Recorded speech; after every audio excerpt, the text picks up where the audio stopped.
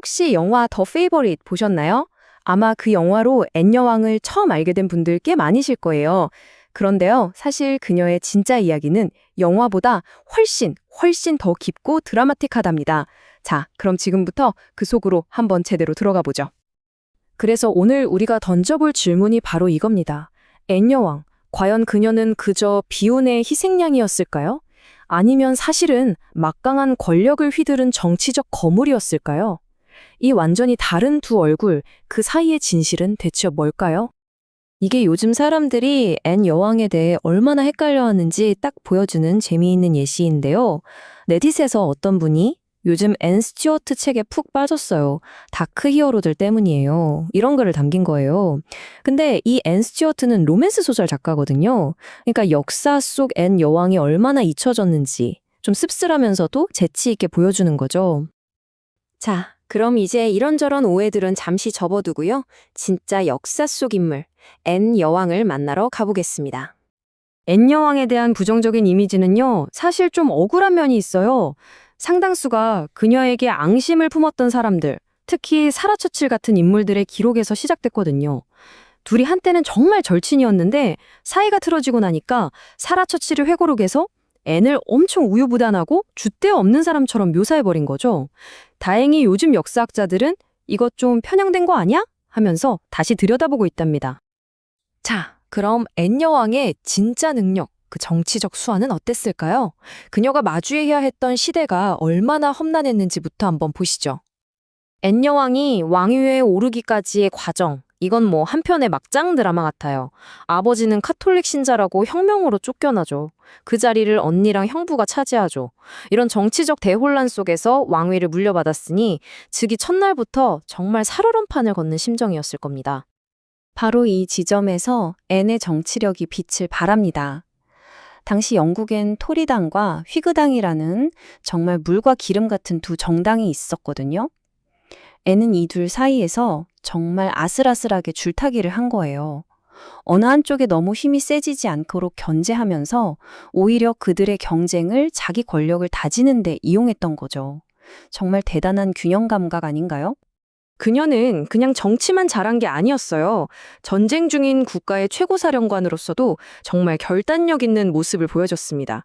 스페인 왕위 계승 전쟁을 진두지휘해서 승리로 이끌었고요. 이때 얻어낸 지브롤터 같은 땅이 나중에 대영 제국의 발판이 되죠. 특히 1708년에는 영국 역사상 마지막으로 왕실 거부권을 딱 행사하는데 여기서 그녀의 카리스마를 제대로 느낄 수 있습니다. 자, 지금까지도 정말 대단한 업적들이 많았는데 이제 그녀의 커리어에서 가장 중요하고 지금까지도 영향을 미치는 업적을 이야기해볼까 합니다. 바로 1707년. 이 숫자는 꼭 기억해 두셔야 합니다. 영국, 아니 세계 역사의 흐름을 바꾼 아주 중요한 해거든요. 이게 뭐냐면요. 그전까지 잉글랜드랑 스코틀랜드는 왕은 같았지만 사실상 다른 나라였어요. 의회도 다르고 법도 달랐죠.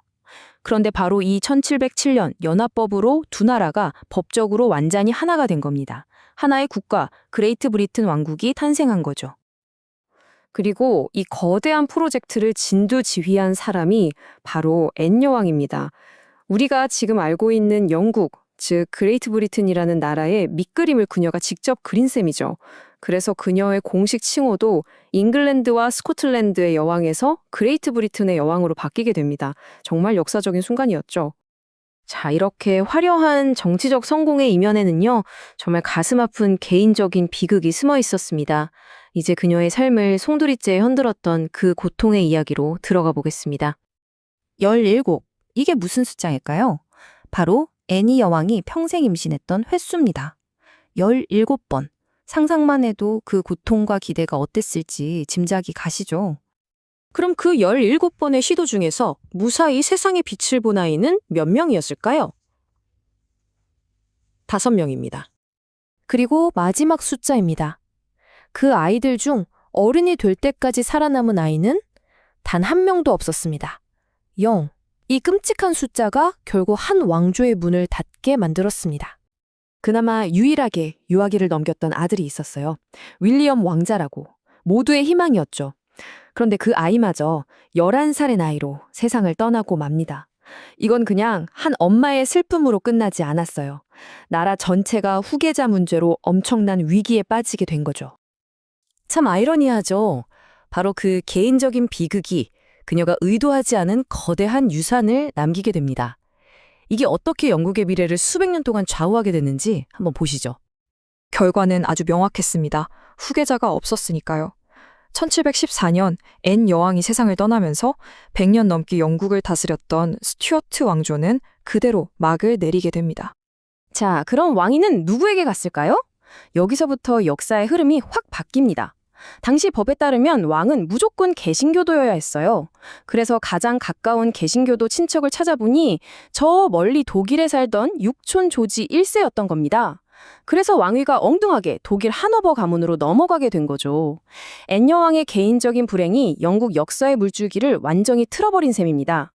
지금 보시는 이 화려한 정원이 바로 그 변화를 상징적으로 보여주는 곳입니다. 독일 하노버에 있는 헤레나우젠 정원인데요. 새로운 하노버 왕조가 바로 이런 독일식 취향과 문화를 영국으로 가져오면서 영국의 분위기도 크게 달라지게 됩니다. 하지만 앤 여왕의 시대를 단지 정치적 격변이나 개인적 비극으로만 기억하는 건 너무 아쉬워요. 사실 그녀가 다스리던 시기는 문화적으로는 황금기였습니다. 앤 여왕 양식이라는 우아한 건축 스타일이 생겨났고 조나선 스위프트 같은 위대한 작가들이 활동했으니까요. 자, 이제 마지막으로 여러분께 이 질문을 한번 던져보고 싶습니다.